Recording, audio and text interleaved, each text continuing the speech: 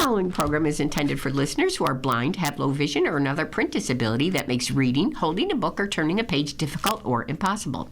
The content is copyrighted by the respective publishers. For more information, just visit us on the web at nfradioreading.org. Now, welcome to you, the Niagara Frontier Radio Reading Service. We now present a reading of articles and features from our USA Today for Tuesday, December the 9th of 2025. And your readers today are Jody and Alan Blackburn. And I'm going to start you out right on our front page. My first article is Quitting is All the Rage in Congress. The pace hits record high. Threats and frustration are cited. When Dick Durbin retires from Congress, there's one thing he won't miss. It's flying. The Democrat has been making the trek from the nation's capital to his home state of Illinois since '82. When he was first elected to the House of Representatives. Now, after serving 7 terms in that chamber, he has spent 5 more in the Senate, eventually rising through the ranks to hold some of the top leadership positions in that legislative body. Now, after 4 decades, he's leaving Washington next year, and he's not the only one. More than 50 other lawmakers are also not planning to run for re-election to their current seats. Now, that's according to data from Ballotpedia, National Public Radio, and Axios. The bulk of that growing tally, it comes from the House, where over 40 representatives have signaled their intention to leave that chamber. A toxic environment. Like Durbin, Representative Michael McCaul has served a decades-long career in Congress. Now, this Texas Republican has held powerful positions as chairman of the House Committees on Foreign Affairs and Homeland Security. He announced in September that he wouldn't run again. For me, it was a natural time, he told the USA Today. I'm still young enough to have a second career. In the years since McCaul first came to Capitol Hill from Austin in 2005, he said the environment has become more toxic, that's in quotes, toxic, than ever. He watched with fascination at what he called the reincarnation of Representative Marjorie Taylor Greene, a Georgia Republican who for years was a defining component of President Donald Trump's Make America Great Again brand. Now, Greene, who has since fallen out of favor with the president, shocked the political world in November when she said she would fully quit her job in Congress come of January. Congress is waning influence. Now, the erosion of longstanding norms in Washington during the second Trump administration, it isn't helping the matters. While Congress has the power of purse, tasking lawmakers with the authority to decide where and how the federal government spends its money, the White House has stretched its role in the process. Now, over the past year, federal agencies have repeatedly delayed and cut funding for programs in ways that lawmakers, judges, and independent watchdogs have suggested were illegal. Reasserting Congress's role in the budgeting process was a key sticking point in the recent historic government shutdown. Yet, during the record-breaking funding crisis, House Speaker Mike Johnson from Louisiana kept members of the lower chamber away from Washington for an unusually long time. For nearly 2 months, all was quiet in the House. No votes, hearings, or swearings in for newcomers took place. Members like Representative Kevin Kiley, California, grew more exasperated as this recess dragged on. There's a lot of frustration among our members with the effectiveness or lack thereof of the House, Kiley told USA Today. If you're someone who ran for Congress to accomplish X, Y, or Z, well, it's becoming more difficult to do these things. Does that impact people's decisions to stay? I'm sure that it will. One major piece of legislation did, however, make it across the finish line this fall. In large part, it was due to the defiant lawmakers in the House, the Epstein Files Transparency Act, which will force the Department of Justice to publicly release all legally available information about its investigations into Jeffrey Epstein this month, passed Congress, and was signed into law by the president back in late November. Now, Trump, who used to be friends with the late disgraced financier and accused sex trafficker, initially opposed that legislation, saying it didn't fully protect the victim's privacy rights. But then, after a critical mass of lawmakers banded together to support the law, the president changed his mind. For Representative Thomas Massie of Kentucky, one of the authors of the legislation, it was a hopeful sign in a grim environment. Even as friends of his head for the doors, he told USA Today the Epstein Files vote, it proved that Congress can still get things done. One of the reasons people are leaving is that it's demoralizing to just be a rubber stamp, he said. But I think we are breaking that. Time to get real on UFOs. A group of researchers says it's time for academia to get serious about studying UFOs. The movement is championed by the Society for UAP Studies. UAP means Unidentified Anomalous Phenomenon. And Michael Safone, the Society's co-founder and president, says he's interested in what he calls the empirical weird. His catch-all phrase encompasses things that blur the lines between the real and the possible, phenomena that defy easy explanation, the spiritual, the paranormal, the parapsychological, and UAPs. Safone holds a doctorate in the philosophy of science from the University of Maryland. He's hoping to study of UAPs can become subject of serious, rigorous academics with the same scientific objectivity of any discipline.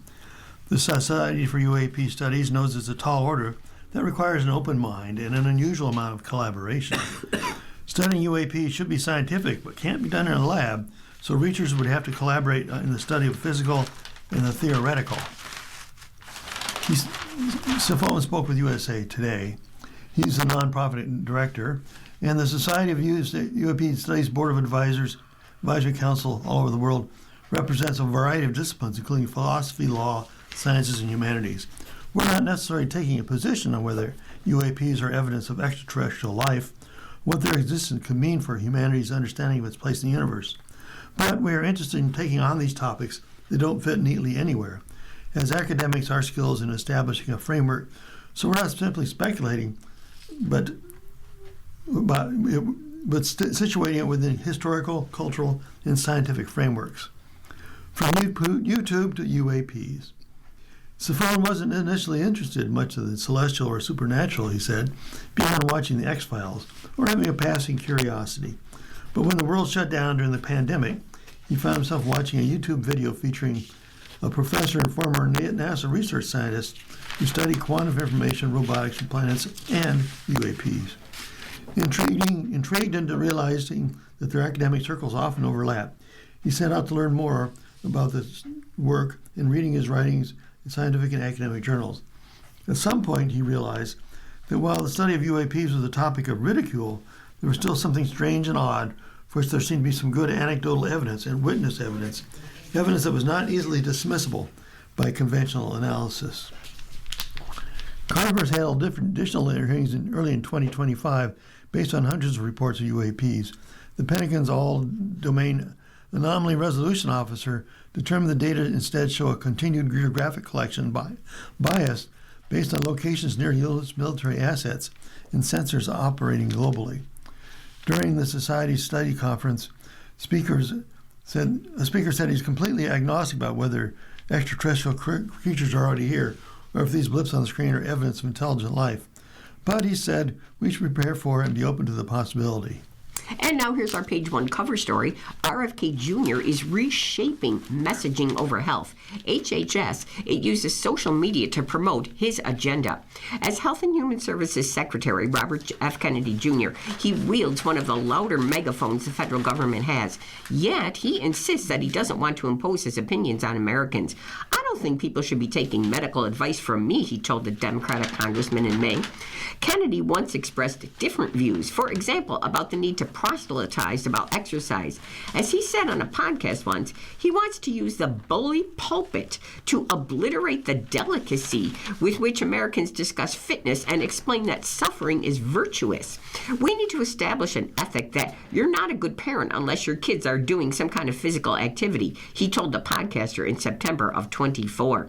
The Department of Health and Human Services is tasked with communicating information to protect and improve the health and well-being of every American. Now, under Kennedy's watch, though, HHS has compromised once fruitful campaigns promoting immunizations and other preventative health measures. On Instagram, the agency often emphasizes Kennedy's personal causes, his pet projects, or even the secretary himself. Former agency employees say communications have a more political edge, with Make America Healthy Again frequently featured in press releases. Interviews with over 20 former and current agency employees provide a look inside a health department where personality and politics steer what is said to the public. KFF Health News granted many of these people anonymity because they fear retribution. Transition to a new administration. The new administration inaugurated dramatic changes. Political appointees froze the health agency's outside communications on a broader scale than in previous changeovers, halting everything from routine web page updates to meetings with grant recipients. Now, the pause created logistical snafus. Like, for example, one CDC employee described being forced to cancel and then later rebook advertising campaigns that cost greater to the taxpayers. Even before the gag order was lifted in the spring, the tone and the direction of HHS's public communications, it has shifted. According to data shared by iSpot TV, a market research firm that tracks television advertising, at least 4 HHS ads about vaccines ended within 2 weeks of Trump's inauguration. Flu campaigns were halted during a season in which a record number of children died from the influenza, says Deb Hury, who resigned as the CDC's chief medical officer. She said that in a September 17th congressional hearing. Instead of urging people to get vaccinated, HHS officials contemplated more ambivalent messaging, says Griffiths, then the CDC's director of communications. According to Griffiths, other former agency employees and communications reviewed by KFF Health News, Nixon contemplated a campaign that would put more emphasis on vaccine risks. It would be promoting, quote unquote, informed choice, Griffiths has said. Food fight. At the FDA, former employees said they noticed new types of political interference as Trump officials took the reins, sometimes making subtle tweaks to public communications, sometimes changing wholesale what messages went out. The interventions into messaging, what was said, but also what went unsaid, proved problematic, they said. Early in the year, multiple employees told KFF Health News Nixon gave agency employees a quick deadline to gather a list of all policy initiatives underway on infant formula. That was then branded Operation Stork Speed, as if it were a new push by a new administration. Now, Mariana Num, who's a former acting director of external communications and consumer education at the FDA, said she also supports parts of the Trump administration's agenda, but she said she disagreed with how it handled Operation Stork Speed. It felt like they were trying to put out information so they can just say, "Look at the great work. Look how fast we did it," she said. Pushing politics. Televised HHS public service campaigns earned nearly 7.3 billion fewer impressions in the first half of 25 versus that same period in 22, according to iSpot data, with the drop being concentrated in pro-vaccine messaging. Now, other types of ads, such as those covering substance abuse and mental health, they also fell. Data from the marketing intelligence firm Sensor Tower shows similar drops in HHS ad spending online, with many of the longtime professionals laid off and the new political appointees in place atop the hierarchy. A new communication strategy bearing the hallmarks of Kennedy's personality is being built, said the current and former HHS employees, plus public health officials interviewed by KFF Health News. Whereas in 2024, the agency would mostly post public health resources, such as the 988 suicide hotline on its Instagram page. Its feed in the 2025 features more of the health secretary himself. Through the end of August, according to a KFF Health News review, 77 of its 101 posts, they featured Kennedy, often fishing or biking or doing pull-ups, as well as pitching his own policies. Clear and powerful messages. Kennedy's Make Our Children Healthy Again report, released in September, proposes public awareness campaigns on subjects like as illegal vaping and fluoride levels in the water, while then reassuring Americans that the regulatory system for pesticides is robust. Now, those priorities reflect and are amplified by cadres of activists outside the government. Since the summer, HHS officials have appeared on Zoom calls with aligned advocacy groups trying to drum up support for Kennedy's agenda. On one call, on which, according to host Tony Lyons, activists representing over 250 50 million followers on social media were registered. Famous names such as motivational speaker Tony Robbins. They gave pep talks about how to influence elected officials and the public. Each week, you're going to get clear, powerful messages from Bobby, from HHS, and from their team, Robbins said. And your mission is to amplify it, to make it your own, to speak from your soul, to be bold, to be relentless, to be loving, and to be loud. Because this is how we make change. The communication strategy captivates the public, but it also confuses it. Now, Ann Zink, who was formerly a chief medical officer for Alaska, said she thought Kennedy's messaging was some of the catchiest of any HHS director. But she said in her work as an emergency physician, she has seen the consequences of his health department's policies on her puzzled patients. Patients, they questioned vaccines. Children show up with gastrointestinal symptoms, Zink says, that she suspects are now related to raw milk consumption. I increasingly see people just say, I just don't know what to trust because I just hear all sorts of things out there, she has said. And you're listening to a reading of today's USA Today on the Niagara Frontier Radio Reading Service. The time is 12:15. Justices won't hear vanity plate appeal.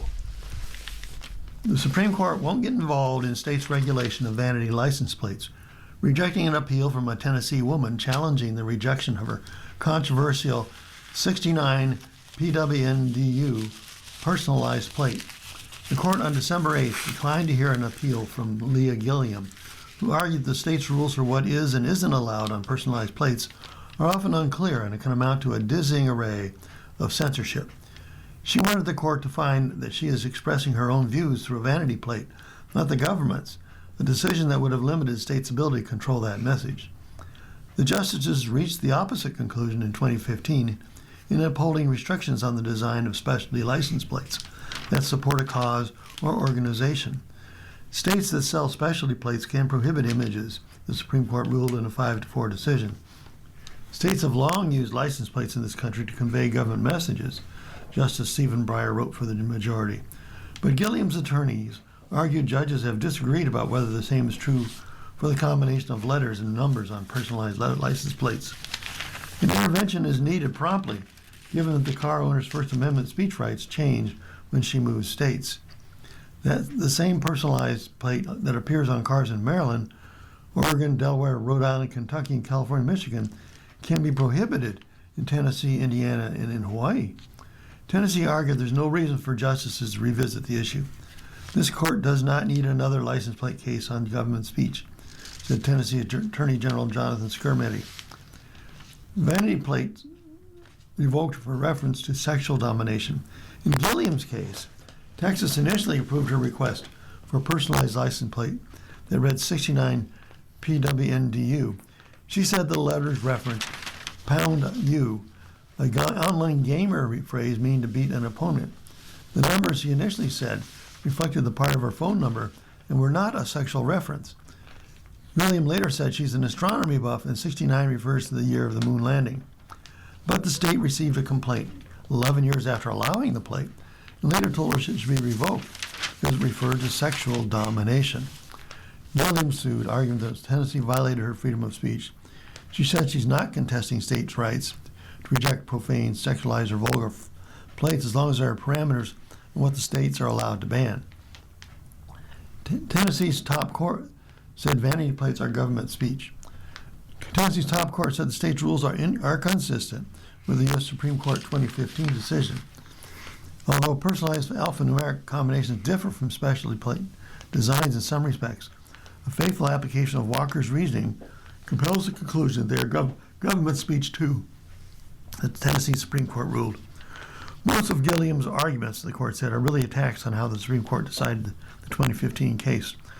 Those arguments may be more properly directed to the United States Supreme Court, which is the only court with the authority to overrule or abrogate the precedent, the court said. Tennessee's Attorney General argued the issue is far more complicated than Gilliam acknowledges, because license plates involve at least some government speech.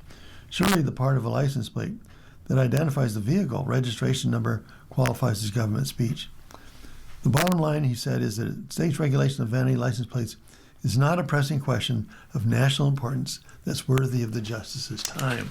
High Court won't hear the book case, keeping the titles off the shelves. The decision means that the appeals ruling stands. The U.S. Supreme Court on December 8th declined to hear an appeal by a group of Texas residents challenging a local decision to remove more than a dozen books from public libraries, allowing the disputed books to remain off the shelves. Now, the matter started back in 21 when a group of residents in Llano County, that's northwest of Austin, asked the county's library commissioner to remove the circulation 17 books that covered topics that included transgender issues and slavery. Now, the Library Commission ordered librarians to comply with the demands, prompting a different group of county residents to sue on the First Amendment grounds. A federal judge then ordered county officials to restore the books to the library system in 23, but that decision was then later reversed by the Fifth U.S. Circuit Court of Appeals, whose decisions applied to Texas, Louisiana, and Mississippi. The court dismissed the residents' free speech claims in its May 23rd order, saying that the First Amendment does not permit them to invoke a right to receive information to challenge a library's removal of books. Now, the order went on to say that the curation of the public library collections, it's a form of government speech. No one is banning or burning books, the court said. If a disappointed patron can't find a book in a library, he can just order it online or buy it from a bookstore. The court said the county was simply making curation decisions, as it is entitled to do. That is what it means to be a library, to make judgments about which books are worth reading and which are not, which ideas belong on the shelves and which do not, the appeals court said. And if you doubt that, next time you visit the library, just ask the librarian to direct you to the Holocaust denial section. The Supreme Court's decisions not to hear the case means the Fifth U.S. Circuit Court of Appeals ruling, it stands. The issue of banning books has played out across the U.S., particularly in public school libraries. More than 3,700 unique books were banned during the 24-25 school year, according to PEN, P-E-N, America. The organization found 6,870 total instances of book banning in that time period. The Bennu asteroid sample contains space gum needed for life. The Bennu asteroid, Bennu spelled B-E-N-N-U, a space rock not too far from the Earth that is rich in carbon, continues to be a trove of information for scientists keen to learn about how life may have begun in our solar system. More than 2 years ago, a robotic spacecraft dropped off the delivery of samples from the surface of Bennu. The material has been a gift to the world's researchers, who soon found signs that asteroids that collided with Earth billions of years ago may have given rise to life on the planet. In the latest discoveries, multiple teams of researchers have found a bevy of interesting characteristics contained within Bennu's surface material. That includes sugars essential for biology, a surprising high amount of stardust from a supernova explosion, and something NASA is calling space gum. The discoveries were outlined in 3 papers published Tuesday in the journals Natural Geosciences, Nature Astronomy, which NASA summed up in a blog post. Here's what they discovered. OSIRIS-REx returned the Bennu samples to Earth. A spacecraft named OSIRIS-REx made history as part of the first U.S. mission to gather and return a sample of an asteroid when it delivered material in September 2023 to Earth from a space rock named Bennu. Launched in 2016, OSIRIS-REx stands short for Origins, Spectral Interpretation, Resource Identification, and Security Regolith Explorer. The spacecraft collected a sample of rocks and dust in October 2020 from the surface of Bennu, which is close enough to be considered a near-Earth asteroid. Those samples made it back to Earth, and then it landed at the Department of War's Utah Test and Training Range. In January 2025, scientists released the first findings from analysis of the Bennu sample, which showed evidence that the asteroids could have brought the building blocks of life to Earth.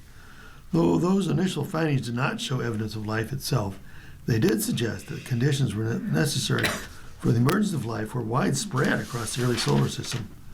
Now, scientists who have studied the samples have found more clues on Bennu about how life may have begun in our solar system. One group of researchers in Japan, for example, found the sugar ribose and in a major first, glucose. For life on Earth, the sugars deoxyribose, which the researchers did not detect, and ribose are key building blocks of DNA and RNA, respectively. Glucose, meanwhile, is the most common form of food or energy for life on Earth. An important clue that the source for life as we know it was present in the early solar system. Another group of researchers at NASA's Johnson Space Center in Houston took a look at dust from stars in the sample, material older than our own solar system, called pre-solar grains.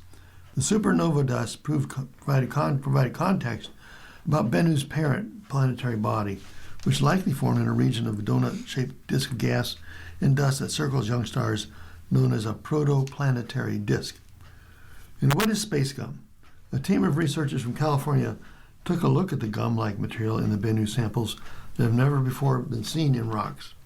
The strange, pliable substance, which NASA said is not unlike used gum or soft plastic, was probably formed when our solar system was in its infancy. At the time, Bennu's parent asteroid would have been warming and forming. Materials in the solar nebula, rotating cloud of gas and dust from which our sun and neighboring planets formed. The ancient space gum, as NASA called it, consists of polymer-like materials rich in nitrogen and oxygen that could have helped spark life on Earth. Finding them in pristine samples from Bennu is important for scientists studying how life began and whether it exists beyond our planet, NASA said. OSIRIS-REx was renamed in December 2023 and sent on a path that would allow it to meet up with an infant asteroid in 2029. That asteroid is named Apophis and appears to pose a sizable threat to Earth when it was discovered in 2004, before scientists calculated its trajectory was harmless. OSIRIS-APEX Apophis explorer is meant to spend 18 months mapping the asteroid's surface and analyzing its chemical makeup during a rendezvous with it in June 2029, 2 months after the asteroid has close encounter with Earth.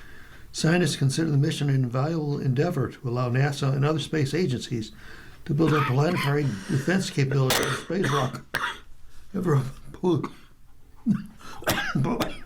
a threat to You're up.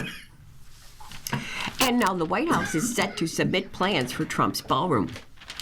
The White House is set to submit design plans for President Donald Trump's controversial White House ballroom to the National Planning Committee Commission later in December. Now, Will Scharf, the commission's chairman, relayed the timeline to the panel during a December 4th meeting. He said the designs will then go through the commission's review process at a normal and deliberative pace.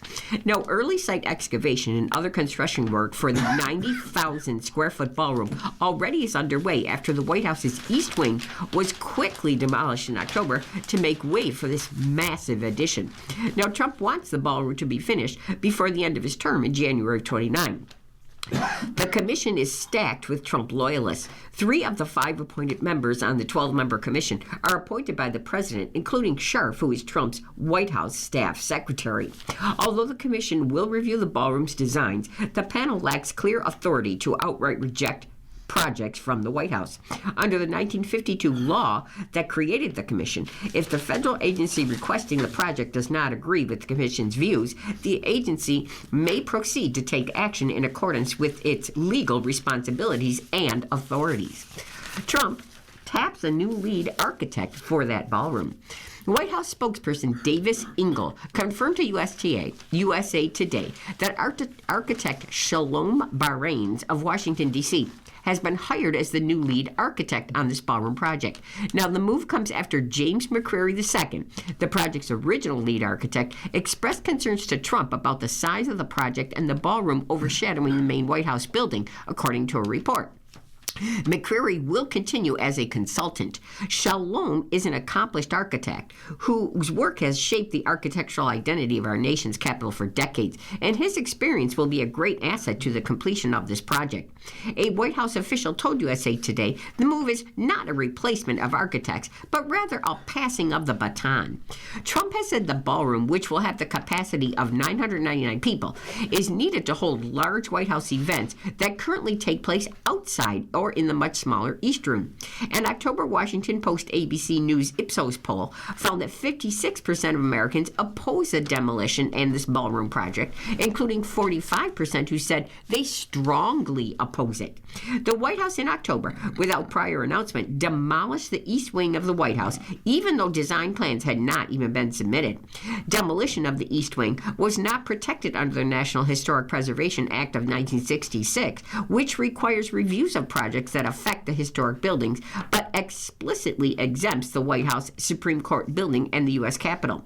The White House has argued that the National Capital Planning Commission, the central planning agency of the federal government since 1952, does not have jurisdiction over the demolition of federal buildings, only the construction of them.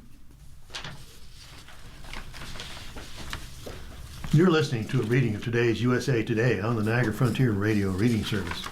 The time is 12:30, and we're going on to the money section. The job market reflects fewer layoffs, but hiring remains choppy in November. After a record-setting volume of job cuts in October, employers in November posted fewer layoffs, but reductions were 24% higher than a year ago, and the highest since the COVID-19 pandemic. Another sign of a volatile job market buffeted with economic challenges from slowing demand to tariff uncertainties. U.S. employers announced 71,000 job cuts in November, down 53% from the 153,000 in October. But the November layoffs were up 24% from the 57,000 announced in November 2024. The November's job cuts were highest for the months since 2022, when 76,000 job cuts were announced. The continuation of a troubling trend is that it is the eighth time this year that job cuts were higher than the corresponding month 1 year earlier. Layoff plans fell last month, certainly a positive sign, said Andy Challenger, workplace expert and chief revenue officer for Challenger, Gray & Christmas, in the report. That said, job cuts in November have risen above 70,000, only twice since 2008, in 2022 and in 2008. He said, referencing the years of the Great Resignation and the Great Recession. Year-to-date job cuts hit a 5-year high. Employers have announced 1,170,000 job cuts in 2025, up 54% from this time last year, and the highest year-to-date job cuts since 2020 during the onset of the COVID-19 pandemic, when over 2 million cuts were announced through November. The Challenger report comes a day after the ADP's National Employment Report, published December 3rd, which found private employers cut 32,000 jobs during November after adding 47,000 in October. Hiring has been choppy of late as employers weather their cautious consumers and uncertain macroeconomic environment, said Nila Richardson, ADP's chief economist, which is based on an anonymized payroll data of more than 26 million U.S. employers. And while November's slowdown was broad-based and was led by a pullback among small businesses, government data has yet to reflect an increase in layoffs. Initial claims for state unemployment benefits fell 27,000 to a seasonally adjusted 191,000 for the week ending November 29th, the lowest level since September of 2022, said the Labor Department. The most recent job report from the Bureau of Labor Statistics found U.S. employers added 119,000 jobs in September, which surpassed expectations, but tracked activity before the government shutdown. The unemployment rate rose slightly from 4.3 to 4.4% in September, the Bureau of Labor Statistics said. In October and November, payroll data will be released on December 16th. Market and economic conditions along company restructuring led the reasons for job cuts. Telecommunication and technology had the most cuts in November, with a 15,000. Verizon announced more than 13,000 job cuts on November 20th, and 12,377 in tech, likely bolstered by Amazon's reduction of thousands of corporate employees. A move confirmed in late October. Retail and nonprofit organizations have reported the highest percentage increase in job cuts so far this year. Retail companies have reported 91,000 job cuts, up 139% from a year ago.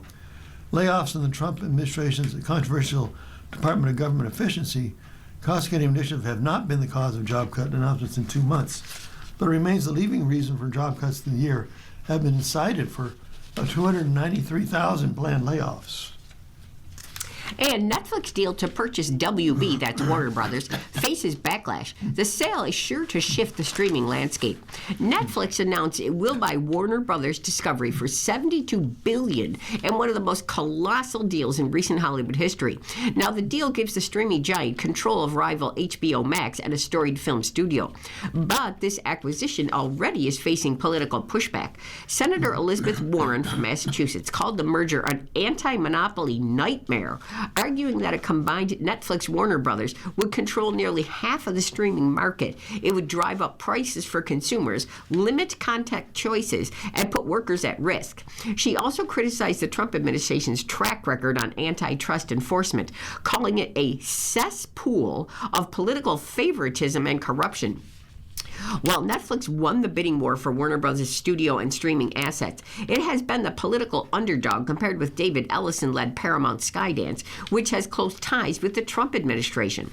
As the process played out, Republicans in Congress warned that a Netflix acquisition could reduce choice for consumers and give the company an unacceptably high share of the streaming market. So why are the streaming services consolidating? Streaming services has struggled to turn a profit because they need to attract millions of paying customers to cover the costs of all that programming.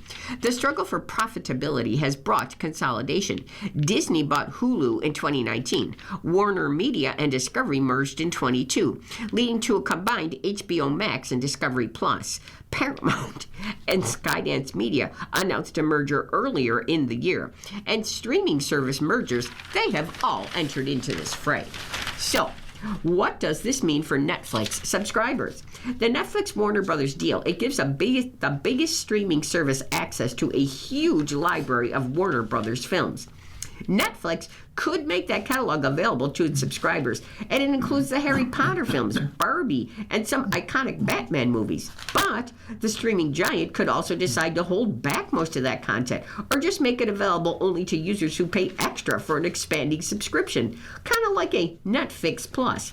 The merger will mean maybe some better choices each month for the subscribers, Harrigan said, but it doesn't mean that you'll have everything in the grocery store. And then if there's an obvious downside to this Netflix-Warner deal, it would be higher subscription fees. Netflix already hiked its prices at the start of 2025. So who streams and who still watches cable? Streaming is king. A large majority of American consumers, that's 83%, use streaming services, according to a 25 survey. Only 36% still subscribe to cable or satellite. And age matters. Streaming is nearly universal among consumers under 50. But by contrast, only 65% of seniors use streaming. Now, among streaming services, Netflix is the king. Among streaming services, Netflix reigns supreme. So here are the top streaming services. First one, Netflix, 72%. Amazon Prime Video, 67%. Hulu, 52%. Disney Plus, 48%. Paramount Plus, 44%. Peacock is at 41%, HBO Max 41%, and Apple TV Plus 25%. With the prospective merger of Netflix and Warner Brothers, Discovery analysts say Netflix is looking even more like the winner of the streaming wars. The global media industry stands at the precipice of historic transformation, with Warner Brothers Discovery positioned at the epicenter, said Bank of America analyst Jessica Reif Ehrlich in a recent report, according to The Hollywood Reporter. Thriftmas could save you big on holiday gifts. Popularity of secondhand shopping has come to the holidays. This summer, when Samantha Rose Brammer was thrifting, she saw a brand new pickleball t-shirt. She thought it'd be a great Christmas present for her aunt, a huge pickleball player. That's kind of where the hunt started, Brammer, who's 30 years old, said. She ended up finishing her Christmas shopping for 16 family members by buying nearly everything at a thrift store. The popularity of secondhand shopping has come to the holidays via Thriftmas. Shoppers are buying new and gently used gifts at thrift stores, saying they're leaning into the growing trend as both a way to save money and be environmentally conscious. In a recent study of 1,500 shoppers, 81% said they were going to allocate part of their holiday budget to secondhand items, and 27% plan to allocate as much as half. Why is thrifting popular? The perception of secondhand shopping has shifted dramatically, said Kelly Stevenson, Vice President of Brand at OfferUp. What was once considered an option is now a preferred way to shop, especially during the holidays, as people look for meaningful, high-quality gifts at fair prices, often right within their own communities. According to OfferUp's 2025 Commerce Report, 70% of Americans said the stigma around secondhand has faded. In a special holiday release, 67% of shoppers said they'd be happy receiving a secondhand gift in good or excellent condition.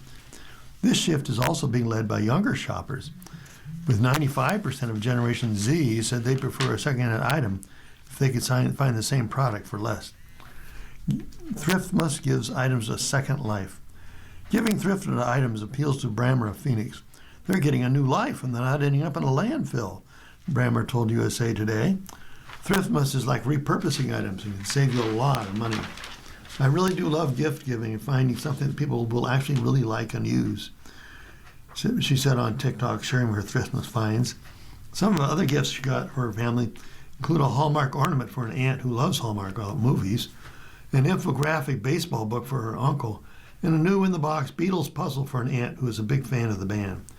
The gifts average about $5 a person, but when Brammer researched retail prices, they average between $15 and $20.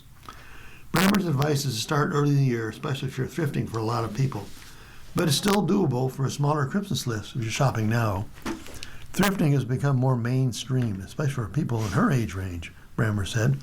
Buy items that are in giftable condition and wash or wipe them down, she recommended. An avid thrifter says she can find anything at a thrift store. Natalie Ray, 28 years old of Woodstock, Georgia, has been doing Thriftmas for the past 2 years. An avid thrifter, Ray said it can be a challenge to find the right gift. You don't know exactly what you're walking into, but you try to find something that resonates with that person. But Ray said she's confident she will find the perfect thrifted gifts for everyone on her list. Anything you want at the mall, you can find at the thrift store, she said, adding that there's overconsumption and too many things being sent to landfills. Ray found a new with tags Guess winter coat for her mother-in-law for $8 and normally retails for $50 or more. She's really going to love it. It's one of her favorite brands. She got a school-themed bag and shoes that look like pencils for her sister, who is a teacher. Ray recognizes not everyone wants a thrifted gift. I know one of my friends, especially will not thrift, so I'll never get her something from a thrift store. For the majority of her Thriftmas shopping, Ray says she's looking year-round. She especially likes shopping right after Christmas when people are donating a lot of their things that can be good gifts. Brammer's extended family opened their Christmas gifts at Thanksgiving. She wrote each person a card explaining why she chose the thrifted gift. All of them were in shock because they said they seemed like brand new gifts and they would have guessed they were from a thrift store. My entire family had an extremely positive reaction. And you're listening to a reading of today's USA Today on Niagara Frontier Radio Reading Service. And our time is 12:41. We're still in our money section. Next up, I have TikTok influencer surprises 88-year-old veteran with $1.7 million. At 88, Ed Bambas can finally retire and start living the life he's always dreamed of, thanks to some generous strangers. Social media influencer Samuel Wiedenhofer presented Bambas, an Army veteran who works full-time at a Meijer store in Detroit, with a $1.7 million check on December 5th. The money was raised in less than a week by more than 50,000 online donors. He was blown away. He cried about 15 times, Wiedenhofer told USA Today. He said Bambas was thanking his late wife for this miracle. He feels like she's looking down at this whole situation, and she's there for him, Wiedenhofer said. It was just really beautiful, you know. A weight was lifted off his shoulders. Wiedenhofer, who posts inspiring videos on TikTok, he shared a video of Bambas telling his story on December 1st. Bambas had said he lost his pension and his health insurance back in 2012. Now, around that same time, his wife was sick, so he sold his home to cover the cost of caring for her. General Motors, where Bambas used to work, claims its pensioned workers were given offers in 2012. 2012, and that pensions weren't totally taken away. Mr. Bambas's personal story is deeply moving, and it's wonderful to see this outpouring of support for him. We are grateful for what he has contributed to GM and to our country, a spokesperson for the company wrote. While we don't share details about individuals, in 2012, salaried GM employees who were receiving monthly pension payments were given several options, including continuation of monthly lifetime payments or a lump sum payout if they preferred. And then additionally, starting in 2008, retirees older than 65, they receive a $300 monthly lifetime payment for supplement Medicare coverage. So Bambas's son later clarified with Wiedenhoff's team that Bambas accepted a lump sum in 2012, but that money went quickly to cover his wife's medical bills, and he had since fallen into debt. 7 years after her death, Bambas said he's working 8-hour days, 5 days a week at Meijer, a supercenter chain that operates primarily in the Midwest. It's such a relatable situation, Wiedenhofer said. He said his own grandfather was in the military, and he lost his wife recently. Here's a column, the HR column by Johnny C. Taylor, and should you tell your employer if you use ChatGPT at work? Question: my company doesn't have an artificial intelligence policy yet, but I have been using ChatGPT to speed up my work on reports and emails. It saved me a lot of time, but I'm not sure if I should tell my boss. Should I be upfront about it, or should I just keep doing what works? Says Annie. Questions Annie. And Johnny C. Taylor's answer: Annie, let me start with this. You're not alone. In our recent AI plus HI project conference, I heard versions of your question over and over. 3 out of 4 organizations still don't have a generative AI policy. So employees are experimenting quietly, wondering whether they should raise their hands or keep their heads down. But here's the truth. Using AI to work smarter isn't the problem. The lack of transparency is. A lot of people fear that if they become too fast, they'll automate themselves right out of a job. But that thinking is backward. The value you bring isn't the time you spent typing emails. It's the judgment, creativity, and problem solving behind the work. AI can help you knock out lower level tasks so you can focus on the higher value ones, like brainstorming and innovating. That's not job elimination. That's job elevation. Still, using AI on the sly can put you and your employer at risk. Without guardrails, it's easy to accidentally drop confidential information into an external tool or rely on AI-generated content that's inaccurate or biased. That's exactly why organizations create AI policies, to keep people safe and not to punish them for using new technology. And this is why transparency matters.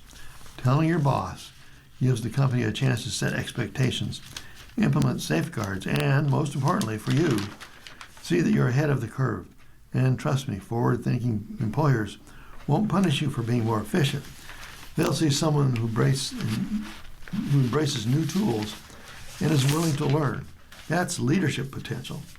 When you bring it up, don't treat it like a confession. Frame it like a business conversation it is. Something like, I've been testing AI tools to streamline routine tasks, and it's helped me to work more efficiently. I want to make sure that I'm using it in a way that aligns with company expectations.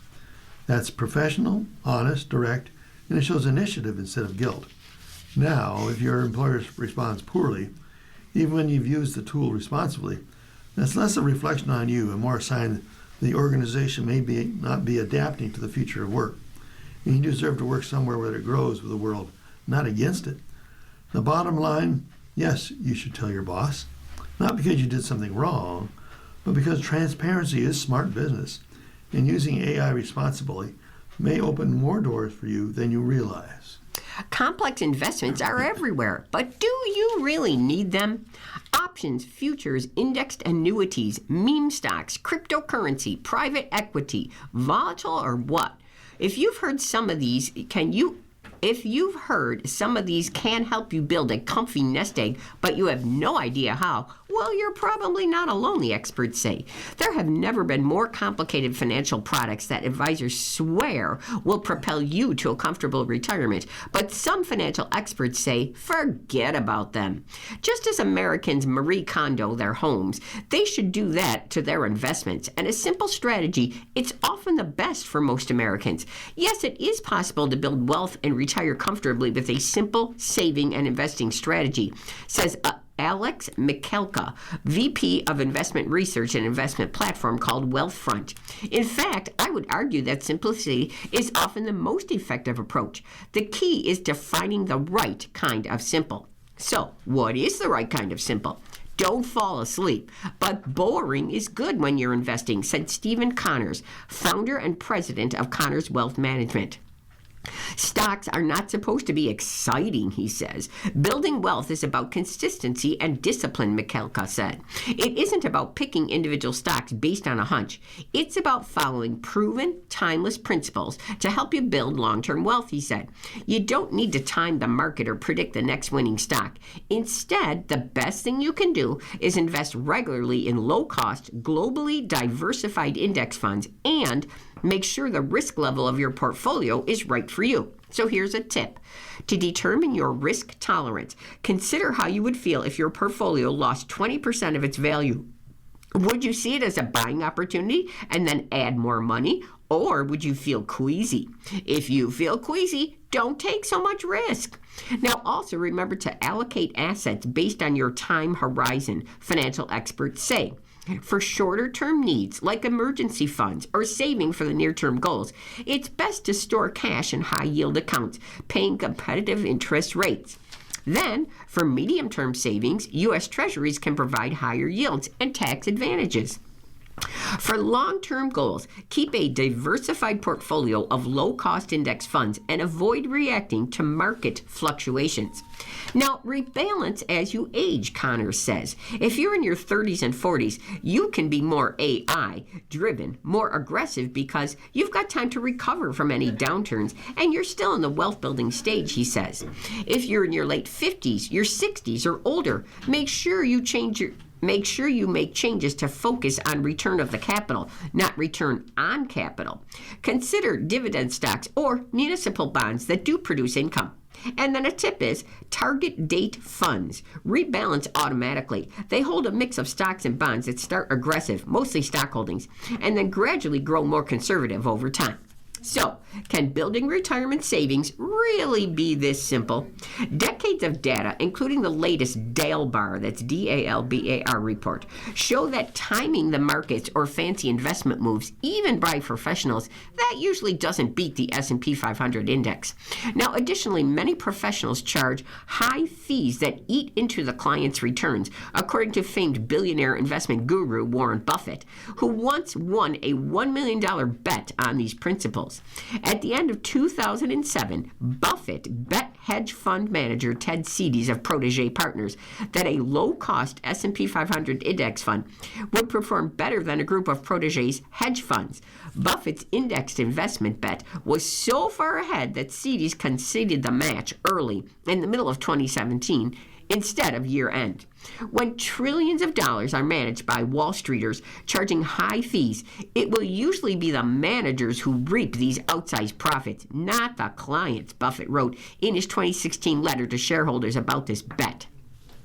Both large and small investors should stick with low-cost index funds. Why are there so many complex financial products? Complex financial products might help people, but the average American can't understand them and then often ends up making costly mistakes, some financial experts say. The ability of the financial industry to create complicated products with hidden fees, it leads people to buy expensive, overpriced products that are hard to price, track, and compare, says John Campbell, who's a Harvard economist and co-author of Fixed: Why Personal Finance is Broken and How to Make It Work for Everyone. But still, companies make money on them, Campbell has said. The financial maze also contributes to inequity because common personal finance mistakes by lower income, less savvy investors, it reduced the cost for the rich people, he says. The simplest examples are fees for overdrafts or late credit card payments, which make money for companies and allow them to lower prices for customers who can better manage their money, and then they tend to be wealthier. Even retirement savings can be confusing. There are 401k, 403b, ABLE, ABLE accounts, IRA, Roth and traditional, and now even Trump accounts that all have different rules and limits. Profusion leads to confusion, Campbell said. There's a race between financial education and complexity is winning the race, he said. We need to slow down that complexity and ideally reverse that with simple products. Now, in the meantime, Americans should control what they can and keep it simple. Stay the course and don't get distracted, he says. There's always new, bright, shiny objects, but just go about your way. You have anything else, Alan? Well, here's one from the first section on the medical scene. Cervical cancer screening guidelines are given an update. Self-collected vaginal specimens are now acceptable for cervical cancer screening, according to new guidelines from the American Cancer Society. Clinician-collected cervical specimens are still preferred. American Cancer Society released the updated guidelines on December 4th with key changes regarding the development of self-collection tools for HPV, the human papillomavirus, testing and new recommendations on when individuals can safely stop screening for the disease. These changes follow the recent approval of an HPV self-collection testing by the Food and Drug Administration in May. The Teal 1 is an at-home sample self-collection device to test for HPV. The wand features a sterile sample ball used to swab the inside of the lady. These updated recommendations will help improve compliance with screening and reduce the risk of cervical cancer, said Dr. Robert Smith, Senior Vice President, Early Cancer Detection Science at the American Cancer Society. Research has shown that long-lasting infections with certain strains of HPV virus cause virtually all cervical cancers. It's most common sexually transmitted infection, but it's also preventable thanks to the vaccine, which is known as for its historic drops in cancer. However, ACS recommends average-risk women individuals with a cervix at average risk initiate cervical cancer screening at age 25 and undergo primary HPV testing every 5 years through age 65. Cervical cancer screening programs have been widely successful, but 13,000 cases were expected to be diagnosed in the United States this year. An estimated 4,000 people will die from the disease, according to the report. The testing is recommended every 5 years for clinician-collected cervical specimens, every 3 years if you're doing it yourself. Before discontinuing testing, ACS recommends having negative primary HPV tests or negative co-testing at ages 60 to 65. Co-testing is when an HPV test and a Pap test are done together. Pap tests look for changes in the cells in your cervix, while primary HPV testing tests for HPV directly. If your primary HPV testing is not available, 3 negative Pap tests every 3 years is acceptable for stopping screening, with the last test at age 65. And you're listening to a reading of articles from our USA Today for Tuesday, December the 9th of 2025 on our Niagara Frontier radio reading service. We'll return to you for more readings just after this short break now. And your readers today again are Jody and Alan Blackburn. Oh, good job, man. Throwing that. Are you facing challenges with vision loss and need help with your smartphone, sending emails, navigating the internet, and staying connected with your family? VIA, Visually Impaired Advancement, is offering free classes for seniors weekly at multiple locations with free assistance for your smartphone, email, and internet skills. There's a new session every week, and it rotates between the South Towns and the North Towns. It's at your local Erie County libraries and at 10 a.m. and 11:30 a.m. For more information, call Elhana Porter at 716-888-4632. Again, that's 716-888-4632.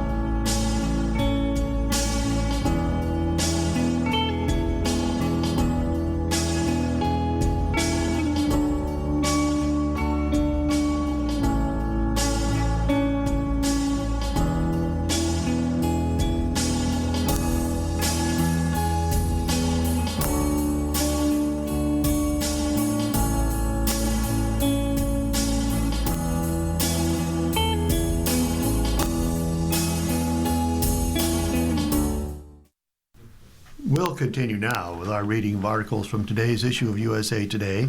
Your readers are Jody. and Alan Blackburn, and it's on to the sports section, and in particular football.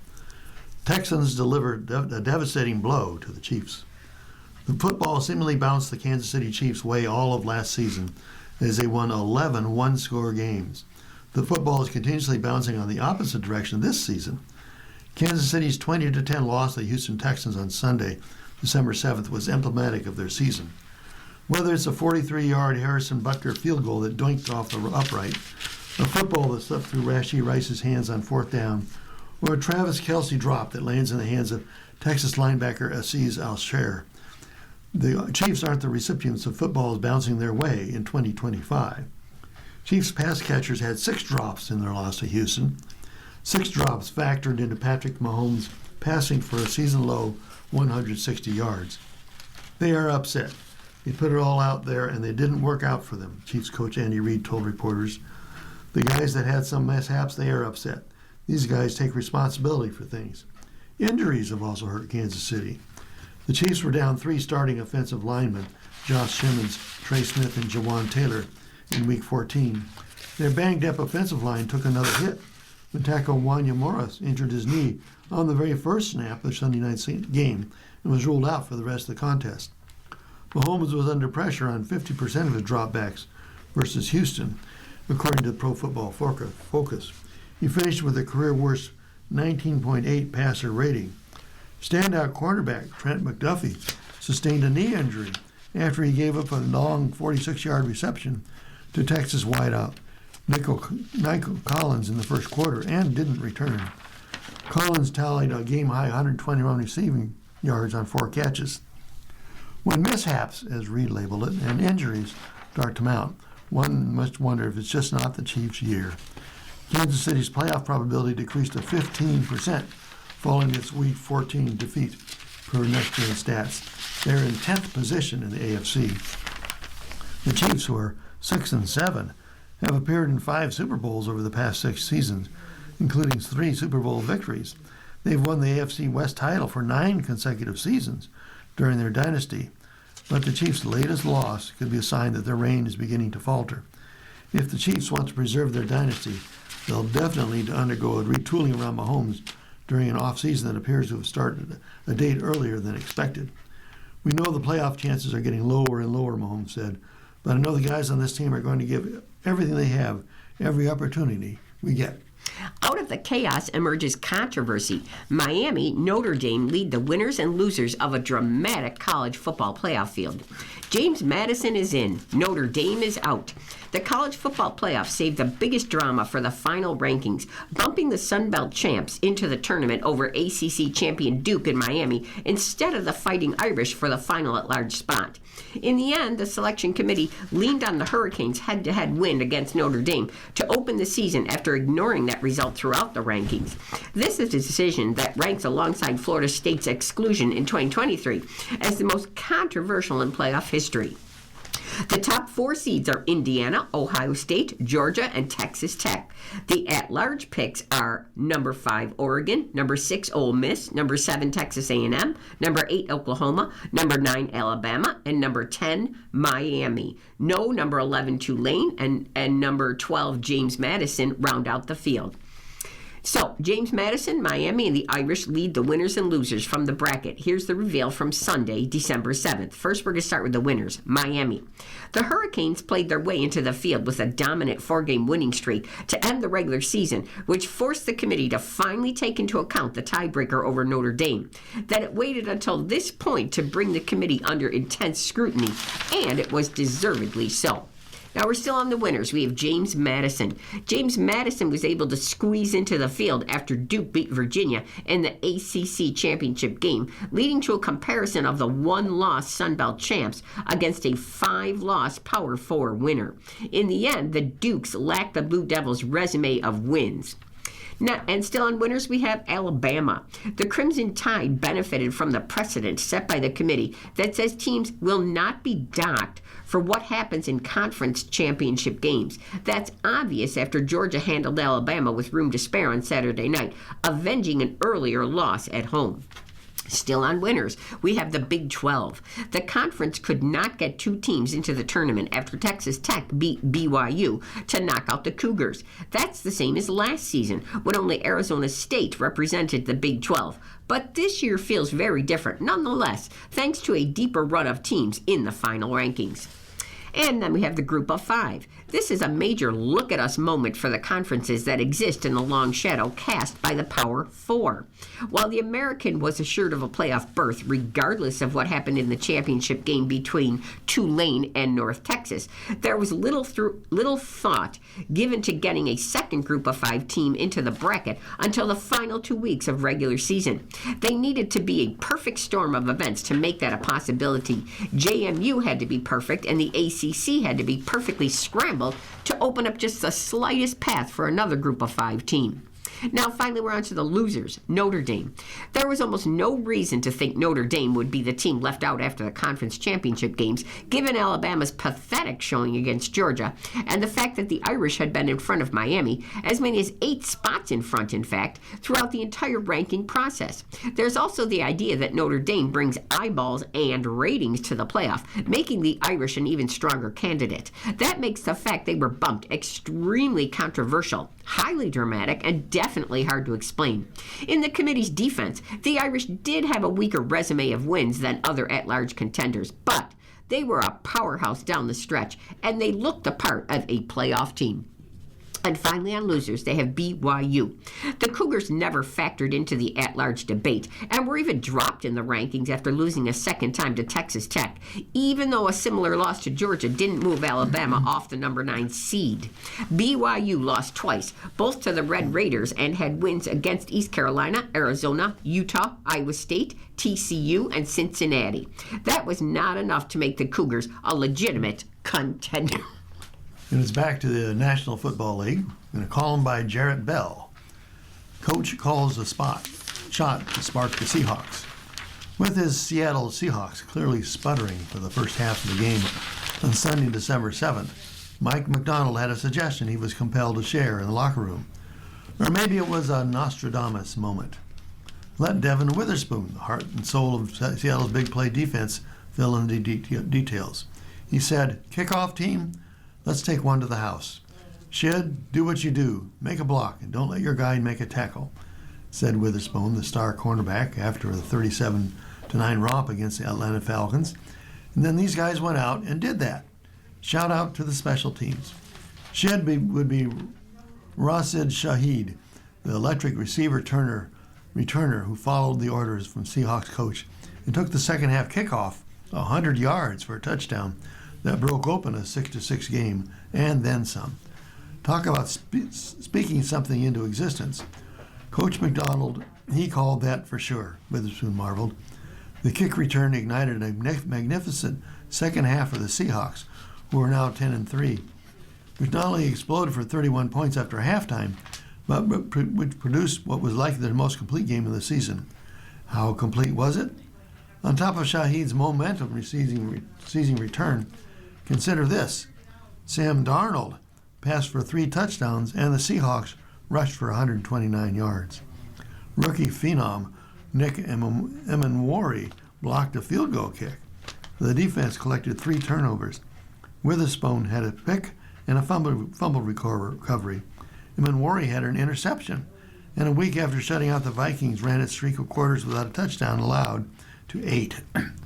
Surely they pummeled the feeble Falcons, who clinched the franchise's 8th consecutive losing season.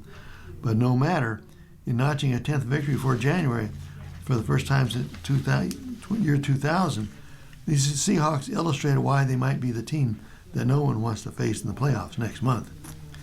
"We feel really good," says star receiver Jackson Smith-Njigba, who responded from his least productive game of the season a week earlier with 7 catches, 92 yards, and 2 touchdowns. "We feel confident. This is a big stretch for us. We know that. Championship football, heading into the playoffs, just trying to keep building this mojo in and win out." At the moment, the Seahawks hold the NFC's top wildcard spot and 5th seed overall for the playoffs. Yet, challenges await. After hosting the battered Indianapolis Colts next weekend, after 7-1 starts, the Colts have lost 4 of the past 5 games It is feared that quarterback Daniel Jones can be done for the season with an Achilles injury. Seattle gets a visit from the Los Angeles Rams, who likely to turn in first place in the NFC West. Then they close the regular season with games at the Carolina Panthers and San Francisco 49ers, two teams locked in intense playoff bids of their own. Yet complementary football might be Seattle's secret sauce. The defense has been outstanding all season, with playmakers on every level. Shahid's punch in the return game adds to a unit that includes one of the league's best kickers, Jason Myers, who booted 3 field goals on Sunday. Then there's the explosiveness. The roll at Mercedes-Benz Station marked the 4th time this season that Seattle has scored at least 30 points in a half. The rest of the NFL produced 6 30-point halves heading into Sunday. Smith and Jigba, who leads the NFL with 1,428 receiving yards on 89 receptions, mentioned something else reflective of the latest triumph. He said, "We're learning how to win different types of games." The sluggish start by Seattle's offense against the Falcons should assure there will be no complacency for coordinator Clint Kubiak's unit. The Seahawks managed just 2 field goals from 5 first-half drives, and with a Darnold interception, were stung again by the turnover woes that have plagued them as they enter the game with the second most giveaways at 22 in the league. Another drive stalled deep in Falcons territory, leaving Darnold to lament a need to sharpen details. "We're able to go up and down the field," Darnold said. "We just got to finish our drive." Then again, when Darnold called it a total team effort, he was mindful of the support coming from the Seattle defense. The past 2 games, the Seahawks have allowed 9 points and 0 touchdowns while forcing 8 turnovers. There are going to be opportunities that are representative of big plays made by defense, special teams, and offense, receiver Cooper Kupp said. The opportunities to play complementary football, what that does in terms of momentum swing is being able to beat an opponent down. When you can do that, the psychological toll is a big deal. It's a formula the Seattle Seahawks will be eager to try applying in the playoffs, especially if they speak it into existence with undeniable action. And you're listening to a reading of the USA Today on our Niagara Frontier radio reading service. Our time is 1:11, and we're still in the sports. Now my heading is the MLB winter meetings. Red Sox eye sluggers in the trade winds. There's no nifty little trinket awarded for the team that wins the winter meetings, and no satisfying the media industrial complex by being the most active team doesn't count. Still, as 30 Major League Baseball clubs converge on a synthetic exterior of Orlando, Florida, for baseball's annual transactions bazaar, some franchises could stand to make a little noise. The 3-day affair is no hard deadline to add or subtract personnel, and many bold-faced names will just loiter on the market. But proximity can certainly breed activity. With that, we examined 5 teams that could, or should, shake things up. Here's their first team. The Boston Red Sox. Their quick strike to reel in Sonny Gray shows evidence of a winter plan they'd like to execute with dispatch, and there's little ambiguity regarding 2 of the top free agents' targets to which they've been consistently linked. Alex Bregman and Pete Alonso. Both are Scott Boras clients who suffered through a long December a year ago as a draft pick compensation was attached to their free agency. This time around, they are truly free agents, with Bregman bringing the perk of familiarity with the Red Sox. Bregman's 1 season in Boston, he opted out of the final 2 seasons of a $120 million deal to do this again, was a smash save for the injuries that limited him and his 8-1 OPS to 114 games. Still, Boston climbed out of the 500ville and made the playoffs for the first time since 2021. Now, the next team is the Baltimore Orioles. Their money was no good last winter when Corbin Burns declined their aggressive offer to stay near his Arizona home, and now the Orioles have no choice but to reel in pitching help. It stood to reason that they might get outbid for Dylan Cease, whose elite strikeout rate earned him $210 million deal with rival Toronto Blue Jays. But drop down a tier, and the fit could be just about right. Left-hander Framber Valdez would be a strong and not thoroughly cost-prohibitive match in Baltimore. Durable, playoff-tested, and originally signed by the Houston Astros when current Orioles baseball chief Mike Elias was scouting director, Valdez would provide a crucial anchor for an Orioles staff with several question marks. And now let's talk about the Arizona Diamondbacks. They hold one of the more valuable trade chips in this winter, an all-star hitter on a team-friendly deal who can bolster anyone's infield. And if and when they deal Ketel Marte, the Diamondbacks will still have an economically friendly core to build around in shortstop Geraldo Perdomo, who finished fourth in the National League MVP voting, and right fielder Corbin Carroll. So they have options, and they can look around an NL West in which the Dodgers would find it doubly hard to three-peat. That tax bill for October pitcher usage will come due. The Padres are receding financially, and the Giants might suddenly grow wary of all that nine-figure deals they've been suddenly carrying and believe that they can sneak through the field. Now, the Toronto Blue Jays. The winter parlor game of free agency, it got a lot more interesting once these guys jumped in annually. Perhaps their cease signing will be the loudest noise they make, but not likely, and it won't be for a lack of effort. The Blue Jays may face an either-or situation with regard to the top free agent prize, Kyle Tucker, and their own superstar infielder, Bo Bichette. Unless they truly want to come to New York North, strong and free, signing both teams unlikely, it would put total commitments to just three players, including $500 million man Vladimir Guerrero, over $1 billion. And yet they cannot afford to miss on both if they want to maintain these best of times. And the cease signing indicates that they will try like hell to improve on their runner-up finish in the World Series. Always keep an eye on these dudes. And last, we're going to talk about the Detroit Tigers. Oh, we're not expecting Tariq Skubal to move. The public appetite for big transaction often tramples over the fact that some teams actually want to win. Now combine that with the fact that there's no universe in which the Tigers get market value for a two-time American League Cy Young Award winner, and yep, that's likely no offer that could move them to move Skubal. Instead, think of this as their all-in year.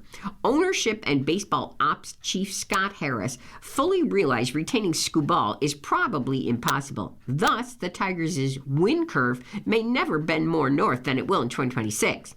That's probably why they've been connected once again to Bregman, who turned down $171 million from them last season. So if nothing else, the Bregman engagement indicates that they're not willing to trudge to an AL Central title or a third wild card, while leaning too hard on the Zach McKinstry's and Wenzel Perez's of the world, whose best usage might be in a lesser role.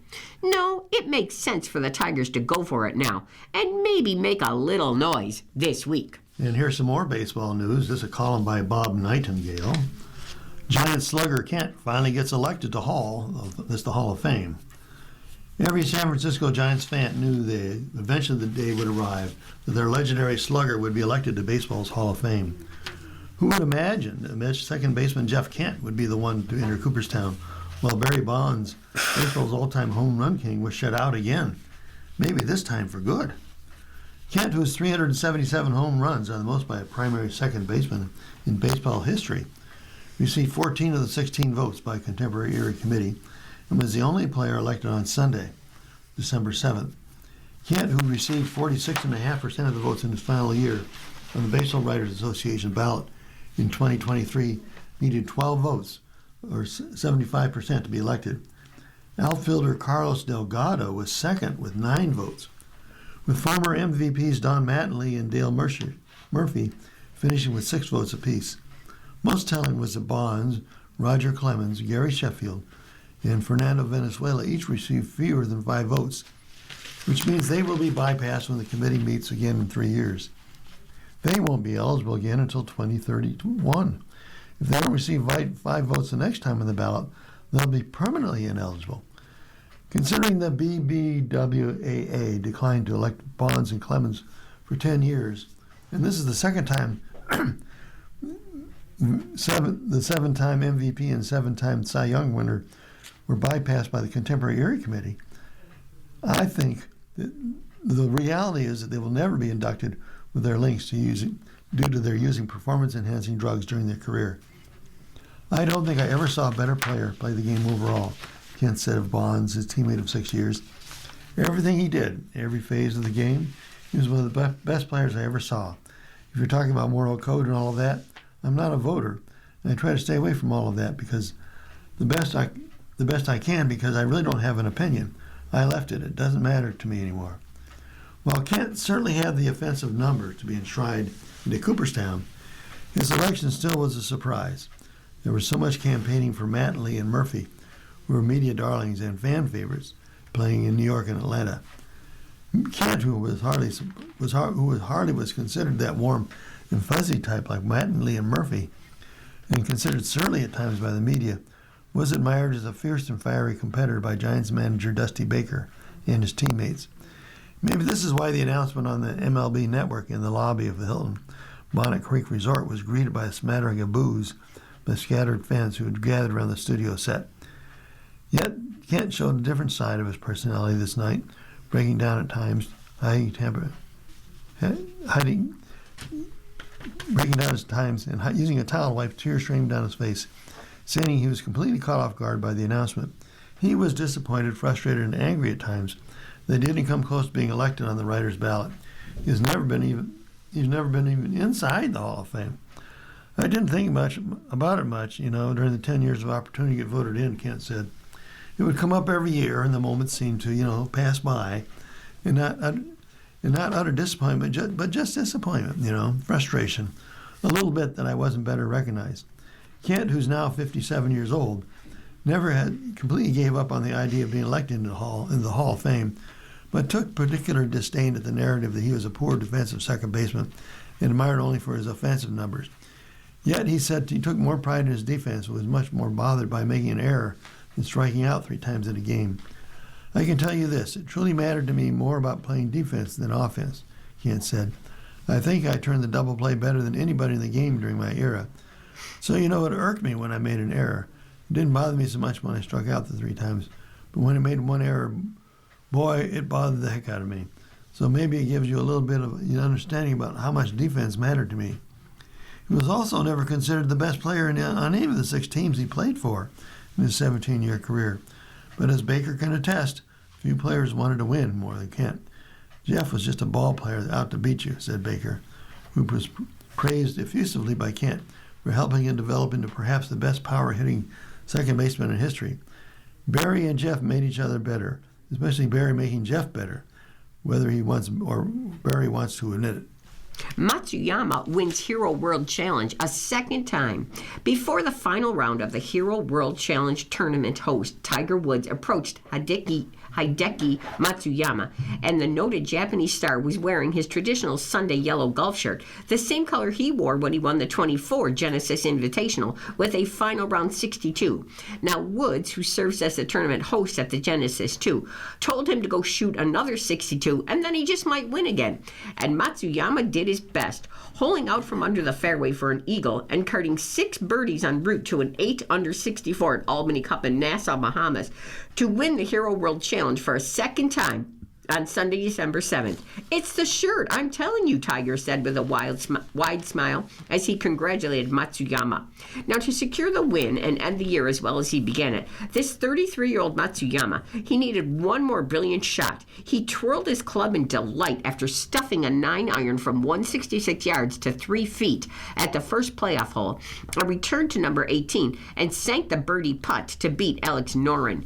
It was a perfect distance for me, said Matsuyama, who was the 21 Masters champion. I was going right at it. Noren, who's a 43-year-old Swede, played alongside Matsuyama and matched him with a final round 64, the lowest round of the day, to vault past overnight leader Sepp Straka. Matsuyama opened the season with a PGA Tour record at 2 par at Kapalua's plantation course to win the Century in Maui, but then he failed to record a single top 10 finish in his next 22 starts. Matsuyama, who was playing the hero for the first time since 2018, shared the 36th hole after a 66 on Friday, December 5th, but then trailed by 3 entering the final round. Straka toured the front 9 and 32, but Matsuyama went one lower, including a 29-foot birdie putt at the par 3/8. He played the front 9 bogey-free for the week. He caught Straka in dramatic fashion by spinning a wedge from 116 yards back into the hole at number 10. for Eagle to reach 21 under. Before he hit the shot, he watched Noren hit his own beauty that set up a birdie. I got the great imagination from Alex and able to hit a great shot, Matsuyama said. He pulled in front with a 30-foot birdie putt at number 13, and if it didn't hit the center of the cup, it would have been at least 5 feet past the hole. Shooting 62 and the iconic Tiger Trophy were within his grasp, but the birdies then ran dry and he settled for 5 closing pars. Straka, however, faded after making a mess at the par 5 11th, where he went from bunker to bunker and had to work hard for a bogey. Straka closed in 68 and finished third, a shot out of the playoff. It looked like Sepp was in total control playing 9, and then all of a sudden the momentum flipped the other way, Woods said in NBC's broadcast. Now, Scotty Scheffler's bid for a third straight win at the Hero World Challenge came up short as well, as he signed for 68 and finished T4. Instead, it was Noren who charged in the style of Tiger, his childhood idol, and poured in a 19-foot birdie to last force a playoff at 22 under 266. Noren tallied 8 birdies in his final 13 holes, including 3 of the last 4. But his 30-foot birdie putt at the first playoff hole failed to drop. Matsuyama delivered a dagger on the first extra hole to improve to 5 wins and 6 playoffs on the PGA Tour. I didn't shoot 10 under, but I'm very happy to win this week, Matsuyama said. And bookend victories in 2025 meant he was able to pose for more pictures with Tiger on the 18th green with a winner's trophy, a tiger and a globe cast in bronze and accented with colorful patinas, just as he had in the Bahamas in 2016, and now is a 3-time winner of tournaments hosted by Woods. That's why I play well in Tiger's event, Matsuyama said. The college football playoff and bowl season no longer need the Irish. Let me see if I got this straight. The team that gets more help, more deference from the college football playoff and the bowl season than any other is taking its ball and going home. Well, boo, freaking boo. This is a column by Matt Hayes. No bowl game for Notre Dame, everyone. That'll show the CFP selection committee who's boss. They'll walk right out of the bowl system and into the loving, waiting arms of self-pity, which, of course, attracts. You got to be kidding me. Notre Dame lost to Miami and lost the CFP argument. Not only that, the Irish have beaten no team with a pulse and no argument that could stick. No amount of whining and complaining is going to change it. Certainly not a statement released 4 hours after the CFP did the right thing by choosing the Canes of the Irish, one that humbly thanked friends, family, and fans, and declared the team was hoping to bring the 12th national title to the South Bend in 2026. How about finishing 2025 first? How about toughen up, hop on a plane to beautiful Orlando, Florida, and play a grinder of a bowl game against a tough, physical BYU team that, I know this is going to shock you, is also upset about not reaching the college football playoffs. To say nothing of the life-size Pop-Tart that awaits the winner of the best non-CFP game of the postseason.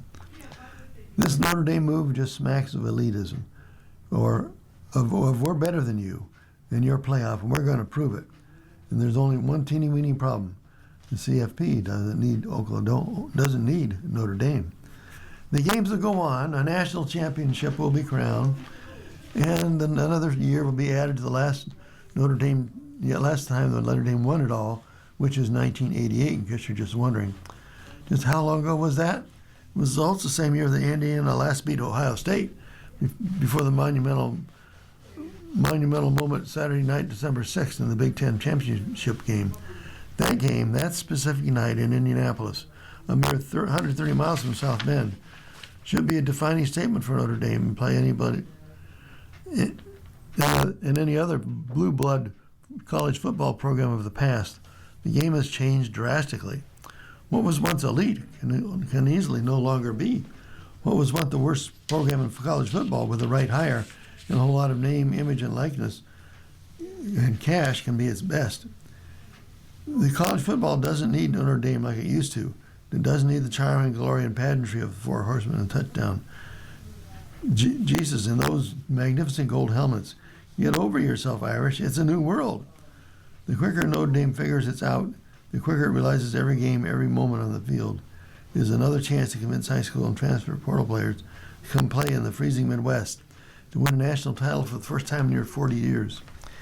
Young men aren't interested in taking a stand against anything. They're interested in making money by playing football. And if you're really fortunate, maybe somewhat interested in graduating from the same school. Decades ago, there was an unwritten rule at Notre Dame that prevented this school from playing any bowl game outside the major bowls, but there was a dirty secret behind it. It wasn't that Notre Dame was standing on principle and only wanted to extend a season for players if it meant a major bowl game, because by playing in a bowl game, television-friendly, Notre Dame was elevating the status of other schools, especially if the Irish lost. But now there's another not-so-secret reality for Notre Dame. BYU doesn't need the Irish, nor does any other program in college football, nor does the college football player or bowl season or any other blue-chip player. The ACC still does, but that's why Notre Dame is still in this mess in the first place. The best part of a temper tantrum is Notre Dame has been revealed to be just another team, just another program trying to find its way in the ever-changing college football world, one that isn't waiting around for the Irish anymore. And you're listening to a reading of today's USA Today on our Niagara Frontier Radio Reading Service. Our time is just 1:30, and it's time for me to take you over to the lifestyle section. I get to start with a music article about the Beatles. The Beatles Anthology Refresh offers new peeks at creativity. The number of Beatles reissues can feel overwhelming, but few fans would quibble with a remastered anthology collection. The trove of outtakes, demos, and live cuts originally dropped in 95 and 96 as a companion to a multi-part documentary series that drew nearly 30 million viewers per episode when they aired it on ABC. Now, the three-part anthology audio collection also unveiled the first two new Beatles songs, Free as a Bird and Real Love, since John Lennon's death, prompting a frenzy among Beatles fanatics. That collection has been given an extensive refresh as well as an expansion, with a 36-track Anthology 4 to complement the Disney Plus debut of the Beatles Anthology documentary. Longtime Beatles producer and consigliere George Martin curated the original anthology music, but for this revamp, which is now out on vinyl, CD, and streaming, Martin's son Giles is the architect behind the various remasters and stereo processing for the 191-song Behemoth. While the first three anthology installments contain numerous tweaks that will enthrall audiophiles, a new mix of All My Loving from The Ed Sullivan Show, and a new mix of Help from the Blackpool Night Out TV series, and stereo processing of a home demo sequence of Strawberry Fields Forever among them, the new Volume 4, also available as a standalone edition, is an exceptional supplement. The first take of In My Life. The stirring Lennon composition sounds a bit faster and with some slightly different phrasing than the final version that's on Rubber Soul. But what struck Martin about it most was Lennon's singing. That ability in that moment to just convey that song in the studio is just how good they were, he says. Martin says that he read the words to In My Life at his father's funeral in 2016. It was his favorite lyric of all the Beatles songs. A rehearsal of All You Need Is Love. The lighthearted run-through was for a BBC broadcast that would be the first worldwide satellite broadcast, Martin says, and the pressure was vast, despite the band's goofing around on this take. My dad said he was panicking in the control room, and there are even when they were joking around that they're still good, Martin says. There's that energy in it, and all you have to do is put in the energy in the right place, and then you get hit records. The band, Martin says, would frequently just jest and tease when they knew something wasn't live, but when they knew it was, they could turn out something incredibly iconic. It's like the rooftop concert in Get Back. It's just a performance on the rooftop, and it sounds like a record. An acoustic Helter Skelter. In the new installment of the anthology documentary, Paul McCartney briefly strums an acoustic guitar and sings some of what would become Helter Skelter, one of the Beatles' most raucous songs. So is there a version of McCartney's acoustic sketches somewhere in the archives? No, there's not. If there was, you'd have heard it, Martin says. He was noodling, probably with the idea of being loud. Paul had read somewhere that The Who were the loudest band, and there was a rumor that they killed fish in a pond from the loudness, like Spinal Tap when they went to 11. So Paul was like, wait a second, we're meant to be the biggest and the best, and to be the loudest band. Martin notes that the the primal guitar of Helter Skelter, are much like those in Revolution, as both are still very progressive now. This was before people were into distortion. But the Beatles had also watched Jimi Hendrix play and were thinking, okay, that's what the Beatles did. And they have an excellent picture of the Beatles back from '66. They're standing outside in the garden with their instruments. And it reads, the Beatles were filming Paperback Writer, promotional film at Chiswick House Gardens back in London on May 20th of 1966 when that photo was taken. And then there's a picture of the four of them. They're close up. They're not holding their instruments, but you can see their faces and their hair is quite long by this time. And it reads, the Beatles, Ringo Starr is on the left, Paul McCartney, George Harrison, and John Lennon. They now have a new anthology collection. It's out now, and it includes a 4th installment. Well, after 50 years, fans are catching up to Devo. Who's Devo? Well, here's a picture of Bob and Mark Mothersbaugh of electronic new wave pioneers Devo, who were performing during their first UK show in 17 years at the Royal Festival Hall as part of the Meltdown Festival, curated by John Davis Cocker in 2007. Are we not men? We're fragile old men. That's how Devo frontman Mark Mothersbaugh describes 3 of the New Wave's band original members who recently wrapped the 50 years of De-Evolution tour and earned their 2nd Grammy nomination. In November, Devo received Grammy nomination for the Best Music Film for the band's self-titled Netflix documentary directed by Chris Smith of Tiger King, Jim and Andy, and Great Beyond. The band last was nominated in the 1985 awards for the Best Video Album for We're All Devo, Michael Jackson's Making Michael Jackson's Thriller, ended up taking home the gramophone that year. Though he may be known as Devo's glasses-wearing spud, 75-year-old Mothersbaugh has spent the bulk of his career as a film and television composer, recently scoring a Minecraft movie, which he tells USA Today he worked on while touring. Mothersbaugh says he learned about the Grammy nomination on his way to work. People who get up earlier than me had already found out, so they were saying congratulations. And I'm like, well, what happened? He recounts. We were in the last days of Devo, getting a nomination for a Grammy. That's kind of sweet, you know. Devo was founded by Mothersbaugh and Gerald Castle in 1973, while the two were students at Ohio's Kent State University. The two were drawn together as active protesters of the Vietnam War, craving a way to create art with an important message. Beginning more as a performance art piece, Devo has preached the prevalence of Western society's devolution and the concept that humans are evolving to become more primitive rather than more complex. Mainstream audiences haven't always understood Devo's message or their kooky outfits, but the band has always stayed true. Grammy nomination brings Devo full circle. Though Devo has not received a Grammy nomination for its music, the recent film nomination feels full circle for a band that has since day one emphasized visuals. In 1976, the band created a short film called In the Beginning Was the End, The Truth About Devolution, with Godfather music video, Chuck Stadler. The 9-minute film featured a few of the band's early songs and was used as a visual display during concerts. At the time, music videos weren't as commonplace as today, and there were still a few years between the advent of MTV in 1981. Devo was one of the first bands to have videos featured on MTV, with Whip It airing during the channel's first year. The nationwide broadcast skyrocketed Devo as a household name. But just a year later, MTV cracked down on Devo, especially with the band's music video for That's Good.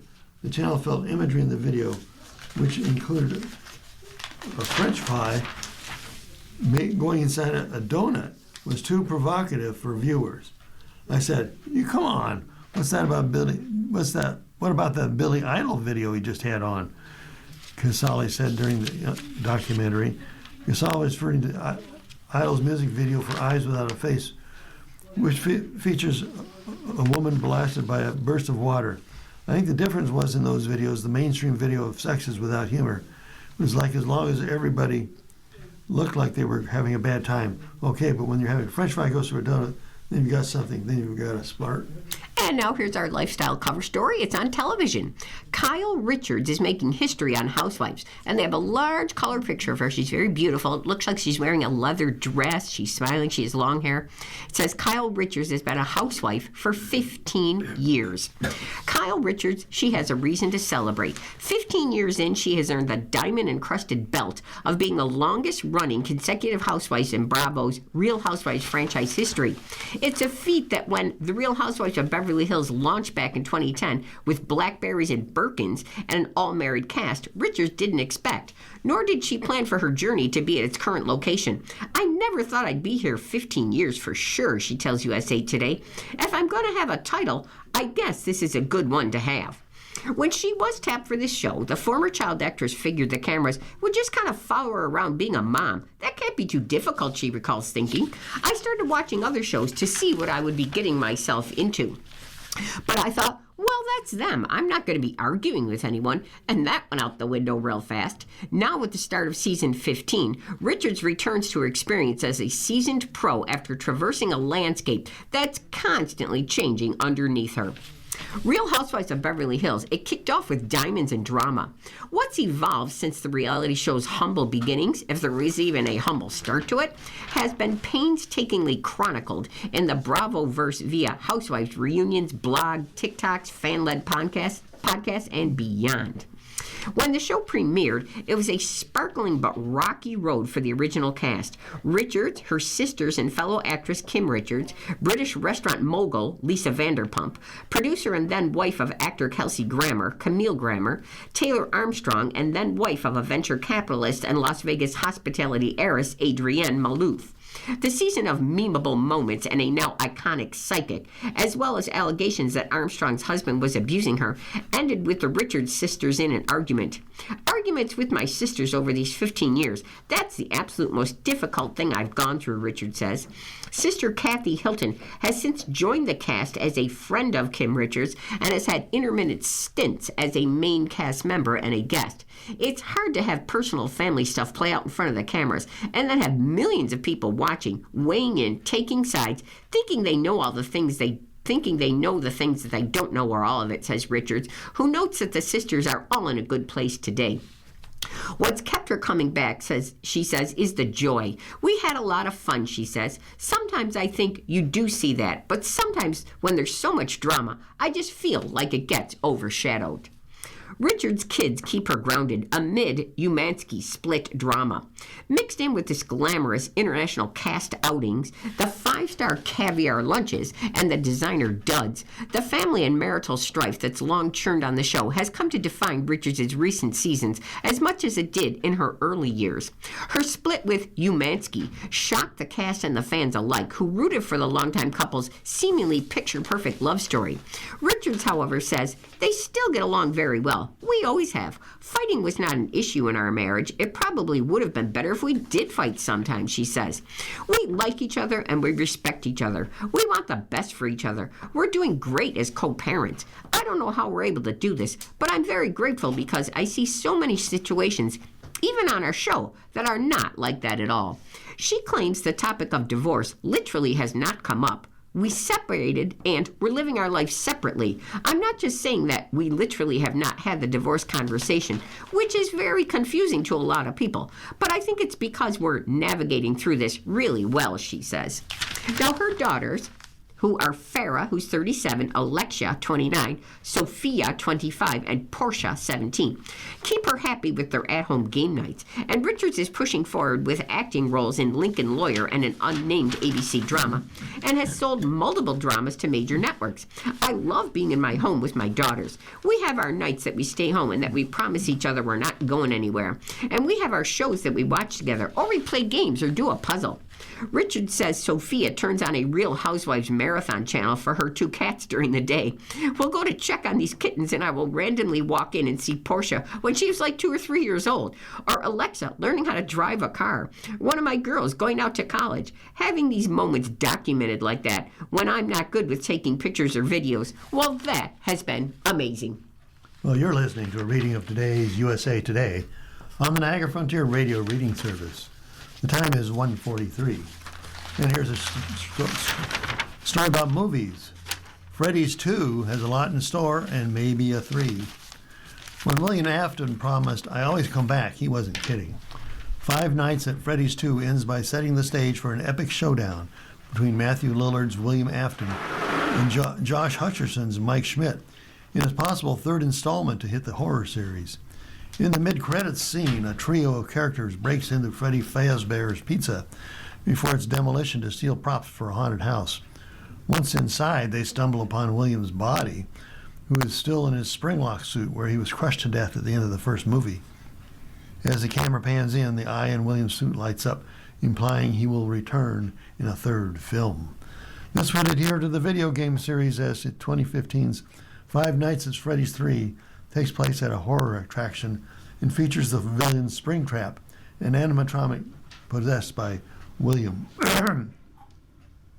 Lillard says he wishes he had more to do in Five Nights at Freddy's 2 after his character was so well received in the first film, but he's hanging on tight for a bigger role next time. It's frustrating as an actor, he says. You're in a big hit movie and you're in a movie for 6 minutes. It kind of breaks your heart, but I keep being told the third movie. It's going to be the third movie. Lillard hopes that a third film should the second be a big enough hit to justify one. Would be a mano-a-mano showdown between Mike and William, featuring Springtrap in all his glory. We are set up for a pretty exciting ending, or a pretty exciting continuation, he said. I don't know if it's an ending, but I don't know what happens to the franchise after 3. But I do know that a third film is teed up to be Mike versus William, and obviously I'm going to win. Director Emma Tammy confirms if a third film were to happen, William's journey would be front and center. One of William's only major appearances in Five Nights at Freddy's 2 is a dream scene where Vanessa, played by Elizabeth Lail, imagines being terrorized by her dad in a childhood home.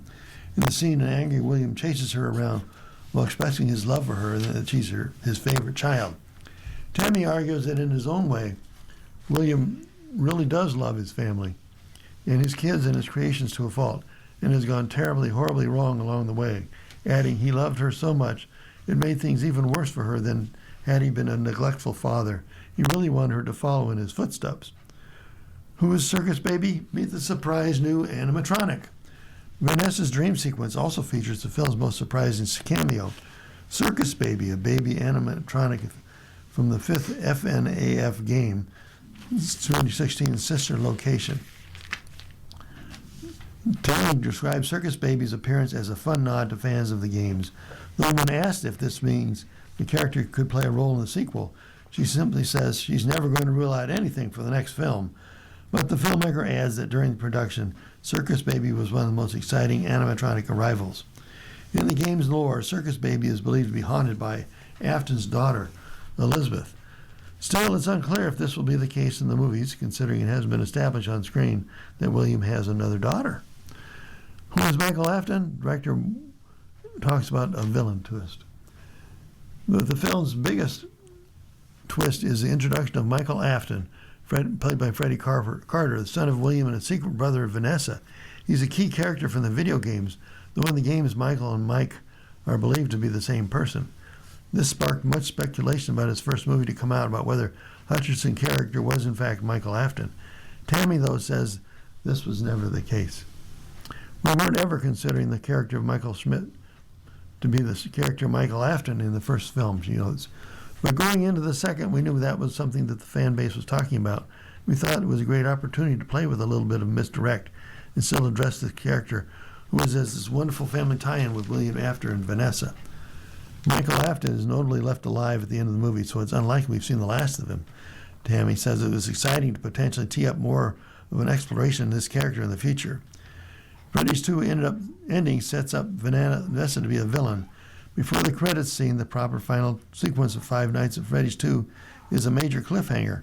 Charlotte, William Afton's murder victim and the film's main antagonist, takes possession of Vanessa. But despite this being a dark note to end the movie on, Tammy describes the sharp twist as a satisfying moment for Vanessa's character. I felt like, in a weird, strange way, Vanessa's getting all her power back at the end of this film, she says. It's clearly going in such a sideways, dark way. But how fun is it going to be to see her get into be the villain now? She's been trying in earnest so hard throughout the movie to make things right and just to have complete liberation at the end, where she gives this half smile when we see her eyes light up. The whole thing's about to take a turn. And I'm taking you back to our front page section for my next article is Kennedy Center's honorees run the gamut. Trump leads accolades for Stallone, Kiss, and Strait. Donald Trump traded the presidential box for center stage as he became the first president to host the Kennedy Center Honors. After skipping all the ceremonies during his first term, the president brought his signature showmanship to the star-studded evening on Sunday, December 7th, honoring his very special friend, actor Sylvester Stallone, Broadway great Michael Crawford, and the famed rocker of Kiss, disco icon Gloria Gaynor, and then the undisputed king of country music, George Strait, at the 48th Kennedy Center Honors in Washington. Trump alternated between lavishing praise on the attendees, boasting about the greatest night in history of the Kennedy Center, and throwing jabs at the audience members as well as former President Joe Biden, and then quipping about renaming the venue for himself. The Trump Kennedy Center, I'm sorry, this is terribly embarrassing. Now, this show, it will air on CBS on Paramount Plus on December 23rd at 8 p.m. Stallone's legendary toughness. The night kicked off with a rousing rendition of Gonna Fly Now, a.k.a. the theme from Rocky, performed by musicians including legendary jazz trumpet virtuoso Arturo Sandoval, a 2024 honoree who donned his rainbow stripes for the ceremony. Some of the Italian Stallion's co-stars and his brother made the audience chuckle by doing an impression of Stallone's iconic gravelly voice. Russell, who co-starred with Stallone in the '89 buddy cop film Tango and Cash, said Stallone's legendary toughness is underrated, as he recalled getting a love tap from the action star after executing a particularly painful stunt. I know you weren't born. You were forged, Russell says. This man's literally made of iron. An inspiration for generations. Though Grammer is perhaps best known as an actor, he started off his tribute to Broadway legend Michael Crawford, singing a few lines from Hello, Dolly, Crawford's breakout film. Grammer praised Crawford for his physical comedy skills, showcased in the British sitcom Some Mothers Do Have 'Em, and his powerful tenor voice that earned him a Tony Award for his role as the Phantom in Andrew Lloyd Webber's The Phantom of the Opera, a longtime favorite of Trump's. You, sir, are truly where you belong, Grammer said. Your talent, your discipline, your sheer commitment to excellence, traits that define your work, you have truly inspired generations of performers. George Strait, a cowboy's cowboy. After a brief champagne-soaked intermission, country singer Vince Gill recalled sharing a stage with the king of country music for the first time more than 40 years ago when George Strait was just the new kid. Despite his decades of success, Strait has stuck to his roots, offering a true and genuine view of country music, Gill said. With George, what you see is what you get, Gill said. You're a cowboy's cowboy, and your authenticity is why we call you the king. Gloria Gaynor, the Queen of Disco. Who could follow country music king except for the Queen of Disco? The tempo of the evening picked up considerably when singer Ellie King took the stage to perform Gloria Gaynor's iconic disco anthem called I Will Survive. King said Gaynor's voice conveys the story of strength and turning pain into power, proof of the true resilience of a woman. In her video message, Gaynor recounted the inspiration behind the empowering anthem, an onstage fall that temporarily left her paralyzed from the waist down and then kept her in the hospital for 3 months. History in 6-inch platform boots. As 2020 Kennedy Center honoree Garth Brooks took the stage in a cowboy hat, much like George Strait's, he jokingly reassured the audience that he hadn't shown up for the wrong segment. He was there to honor these badass boys in the booth, legendary rockers Gene Simmons, Paul Stanley, and Peter Criss of Kiss. Though they work in a vastly different genre, Brooks said, what unites all musicians is the courage it takes to bare your soul in front of the crowd full of strangers. Now, try that in 6-inch platform shoes, he joked. In one of the night's most emotional tributes, Angel said Kiss gave him the confidence to be himself and helped his son get through cancer treatments. Angel then led the crowd in a moment of remembrance, honoring spaceman Ace Frehley, the band's original lead guitarist who died back in October. Beside him, a spotlight shined on the guitar that slowly became engulfed in smoke. Chris, the band's original drummer, he could be seen wiping his eyes. As the ceremony came to a close, fellow rockers Cheap Trick got the audience on their feet once again with a rocking performance of Rock and Roll All Night. As people in Kiss's signature face paint, they all danced in the aisles. Here's a Lifeline column and it quotes. Goldie Hawn says, I happened to learn when I was in my backyard and I went over to the rose garden. I just looked down. She can't be gone. She just cannot be gone. No one like that should ever die. She just brought so much joy, so much life, so much exuberance. She was like lightning in a bottle. She was talking about her late friend Diane Keaton in a star-studded tribute at the Hollywood Reporter's Women in Entertainment Gala. Keaton died from pneumonia on October 11th at age 79. With her First Wives Club co-star remembering her as an amazing actress and extraordinary human being. And whose birthday is it today? Well, actor Judi Dench turns 91 today. Actor Beau Bridges is 84. Actor Michael Nouri is 80. Actor John Malkovich is 72. Singer-actor Donny Osmond is 68. Comedian-actor Mario Cantone is 66. Actor Felicity Huffman, 63. Politician Kirsten Gillibrand is 59. Singer-songwriter Jacob Dylan is 56. TV host entrepreneur Lori Greiner is 56. Songwriter record exec Cara Guardi, 55. Musician Jeff Barrow is 54 of Portishead. And drummer songwriter Trey Cool of Green Day is 53. Horoscopes: Aries, recalling an intuitive download, document cosmic guidance you've received. Taurus, do you know where you stand with your crew? Neptune's retrograde separated the true blues from the fake friends. Gemini, a recent career setback was disappointing, but enlightening. Cancer, you've got much needed clarity on your future direction. Tomorrow, Neptune goes direct. Leo, Neptune's retrograde made it necessary to draw boundaries between your stuff and their stuff. Remember the value of this exercise. Virgo, a relationship matter has been demystified, yet tomorrow Neptune is direct, muddying the waters. Libra, recognizing where anxieties lead you astray, you have Neptune retrograde to thank for recent insights. Scorpio, this love affair wasn't meant to be. Neptune's retrograde proved as much, but hope springs eternal. Sagittarius, feeling more compassion for a loved one, Neptune's retrograde clarified expectations between you both. Capricorn, the past month exposed the value of cross-referencing your intuitive hits with data, yet tomorrow Neptune goes direct, blurring fact and fiction. Aquarius, last month you narrowly avoided being financially scammed. Be cautious. Pisces, coming to terms with the reality of your situation, Neptune's retrograde delivered a hard but valuable lesson. Well, you've been listening to a reading of USA Today for Tuesday, December 9th, 2025. We read USA Today weekday at noons. For more information, call 821-555. Your readers today have been Jody and Alan Blackburn. If you or people you know shop at any of the Dash's supermarkets, please save Dash's register tapes for radio reading. Our agency receives $2 for every $100 in Dash's register tapes. Radio reading has raised thousands of dollars so far. Anyone can drop off their Dash's tapes to the Niagara Frontier Radio Reading Service at 1199 Harlem Road, Cheektowaga, between William and Clinton Streets. Or Dash's tapes can be mailed to the Niagara Frontier Radio Reading Service at 1199 Harlem Road, Cheektowaga, New York, 14227. Any questions on Dash's tapes for radio reading? Call us at 716-821-5555, and thanks for caring.